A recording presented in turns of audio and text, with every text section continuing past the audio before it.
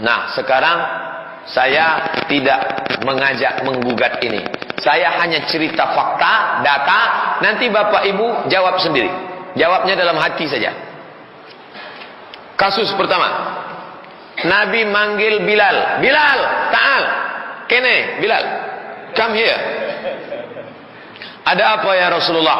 Sami'tu dafana alaika baina yadayya fil jannah. Aku dengar suara gesekan sendalmu dalam surga. Kresek, kresek, kresek, kresek, kresek. Apa amalmu Bilal? Kata Bilal, aku tidak pernah meninggalkan solat sunat 2 rakaat setelah wudu. Usolli sunnatal wudu. Pertanyaannya, pernahkah Nabi solat sunat wudu? Tak pernah. Pernahkah Nabi melaksanakan solat sunat wudu? Enggak. Pernahkah Nabi mengajarkan? Tidak. Sekarang kalau kita pakai ini, jika tidak dilakukan Nabi, bid'ah. Berarti Nabi manggil Bilal. Bilal, sini. Saya dengar tapak kakimu dalam neraka jahanam. Tapi kenyataannya kan tidak. Maka terbantahkan ini. Ini kaedah tidak ada dalam ilmu usul fikih, tidak ada dalam kawaid fikih. Ini yang buat orang sekarang. Dapatnya dari mana? Wallahu a'lam bishawab. Hanya ingin menjelekkan umat Islam.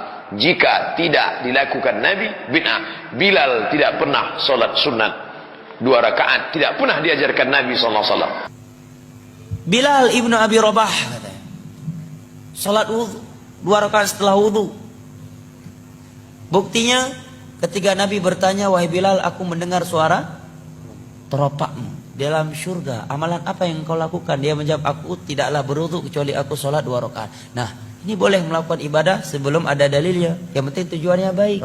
Adapun 2 hadis tadi, jawaban yang pertama, siapa bilang Nabi tidak menganjurkan salat wudu? Salat 2 rakaat setelah wudu. Dalam hadis Bukhari Muslim dari Utsman bin Affan, setelah beliau mempraktekkan sifat salat Nabi, ya kemudian beliau menyatakan, demikian aku melihat Rasulullah sallallahu alaihi wasallam berwudu. Setelah beliau berwudu, beliau menyatakan, man tawaddaa nahwa wudhu'i hadza thumma shalla rak'ataini la yuhaddithu nafsahu fihima illa ghufira lahu ma taqaddama min dzambihi. Nabi menyatakan, barang siapa yang berwudu seperti wuduku ini, kemudian dia salat 2 rakaat dengan khusyuk, tidak melalaikan dirinya dalam 2 rakaat tersebut, melainkan akan diampuni dosa-dosanya telah berlalu. Ini hadis. Dan Nabi udah salat dari semenjak di Mekah. Mungkin nggak Nabi salat di Mekah tanpa wudu? Hah? Subhanallah. Itulah kalau sudah hawa nafsu yang bermain, jemaah. Jawaban berikutnya, ikrar dari Nabi, dan ikrar bagian dari hadis, dan itu di masa wahyu. Adapun sahabat membaca Al-Ikhlas tadi karena beliau mengambil keumuman ayat Allah, faqra'u ma tayassara minal Qur'an, bacalah apa yang mudah dari Al-Qur'an dalam salat. Al-Ikhlas bagian dari surat Al-Qur'an. Lebih dari itu beliau melakukannya di zaman wahyu, di mana agama belum sempurna kecuali setelah Nabi diwafatkan, dan diikrarkan, dibenarkan oleh Rasulullah. Anda buat bid'ah ini, siapa yang mengikrarnya? Anda sahabat? Bukan. Zaman wahyu? Bukan. Yang mengikrarnya siapa? Rasulullah? Bukan. Abu Nawas? Iya. Ya kan? Ada juga yang mencari dalil untuk membolehkan bid'ah. Tuh, Umar menyatakan, nikmatul bid'atu hadhihi. Masya Allah, ilmiahnya dengan tanda kutip. Sebaik-baik bid'ah, senikmat-nikmat bid'ah adalah ini, tatkala salat tarawih di masa beliau dikerjakan berjamaah. Jawaban kita, itu Umar. Pertama kita jawab, biar lebih telak lagi.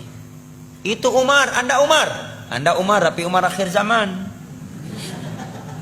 Satu.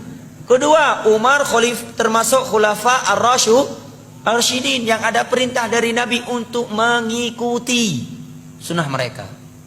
3. Apakah yang dikatakan oleh Umar itu sama sekali tidak ada di masa Nabi? Hah?